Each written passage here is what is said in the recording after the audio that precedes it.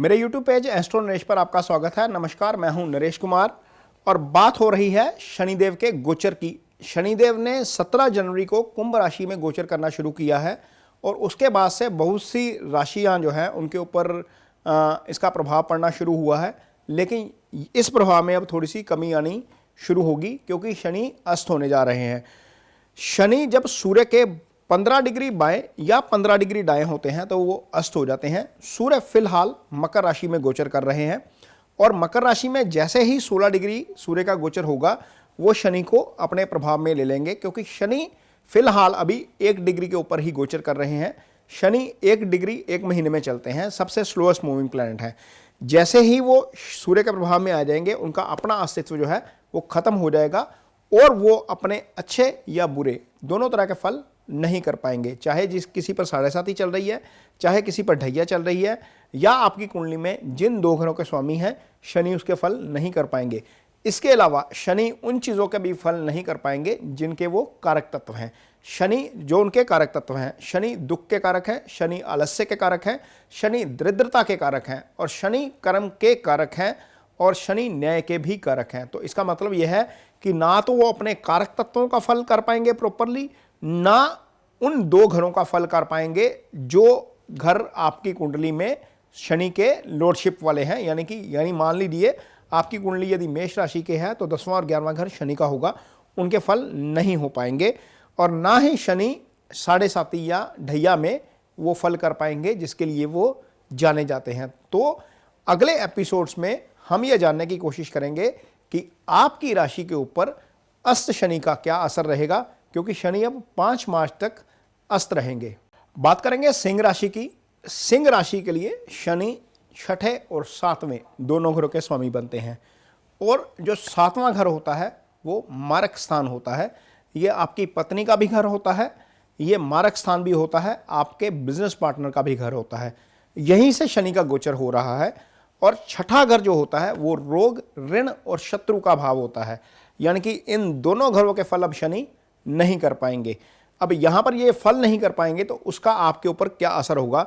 चूंकि शनि पंचम में बैठे हैं, सप्तम में बैठे हैं और सप्तम में बैठकर उनकी तीसरी दृष्टि जाती है आपके भाग्य स्थान के ऊपर।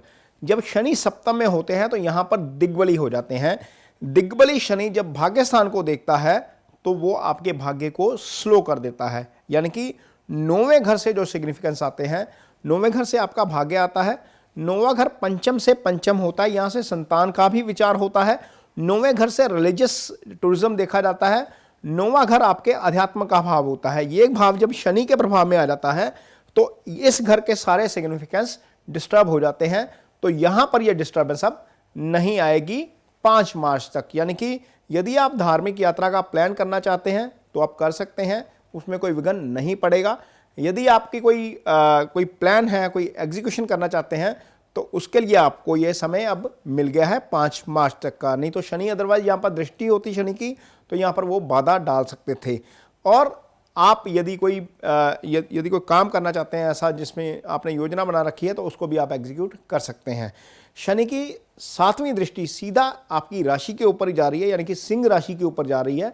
तो इसका मतलब यह है कि जब शनि की दृष्टि आपके ऊपर पड़ती है, जब आपकी कुंडली में शनि जो है वो या तो चंद्रमा के साथ बैठ जाते हैं या चंद्रमा को सीधा देखते हैं, या आपका नक्षत्र शनि का होता है या आपकी राशि शनि की होती है, तो आपकी टेंडेंसी होती है आलस्य वाली होती है। काम टालने का काम आप करते हैं, आप आज के काम को कल पर टालने में ज़्यादा बिलीव करते हैं।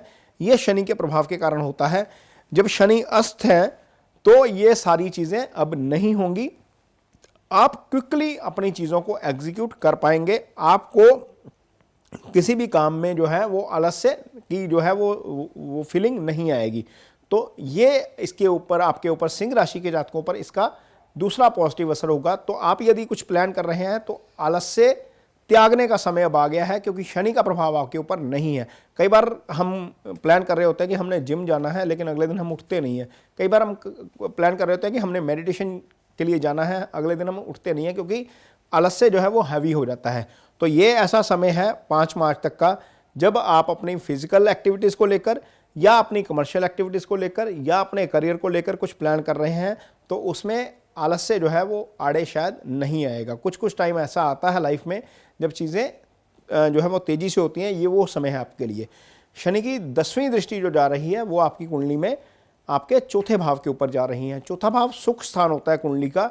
जब शनि की दृष्टि इस भाव पर पड़ती है तो सामान्य तौर पर आप प्रॉपर्टी जब खरीदने जा रहे हैं, आप कार खरीदने जा रहे हैं, आप अपनी मदर की हेल्थ को लेकर थोड़ा सा इशू चल रहा है, तो इन सारी चीज़ों में शनि का प्रभाव देखने को मिलता है जब शनि की 10वीं दृष्टि इस भाव पर पड़ती है। तो इसका मतलब यह है कि यदि आपका कोई प्रॉपर्टी खरीदने का प्लान है, यदि आपका कोई कार खरीदने का प्लान है, यदि आपकी मदर के हेल्थ को लेकर कोई इश्यूज चल रहे हैं, या कोई भी लग्जरी ऐसी जो आपको अच्छी लगती है, आप लाइफ में लेना चाहते हैं लेकिन वो ले नहीं पा रहे हैं, तो 5 मार्च तक का समय आपके लिए है, आप ले सकते हैं। वहाँ पर शनि की बाधा जो है वो नहीं आएगी, क्योंकि शनि जो है वो खुद इस प्रभाव में नहीं है कि वो आपका अहित कर सकें।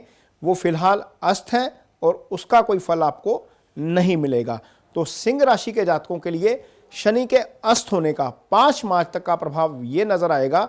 ये एपिसोड आपको कैसा लगा, इस पर मुझे अपनी राय कमेंट बॉक्स में ज़रूर दीजिए।